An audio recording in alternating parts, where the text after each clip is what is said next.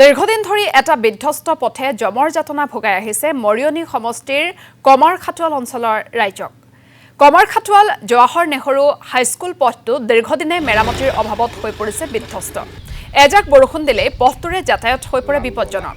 বহুবাৰ পথটো মেৰামতিৰ দাবীৰে নিবেদন জনাই আহিছে যদিও কোনো ধৰণৰ গুৰুত্ব নিদিয়াৰ অভিযোগ স্থানীয় বিধায়ক তথা প্ৰশাসনৰ বিৰুদ্ধে, যাৰ বাবে ক্ষোভিত হৈ পৰিছে অঞ্চলবাসী।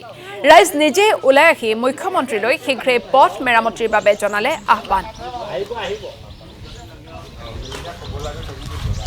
প্ৰতিষ্ঠা হোৱা আজি সোণালী জয়ন্তী পাৰ হ'ল। কি আমাৰ দুৰ্ভাগ্য, সোণালী জয়ন্তী পাৰ কৰা এখন হাইস্কুলৰ পথটো আজিলৈকে পকীকৰণ নহ'ল।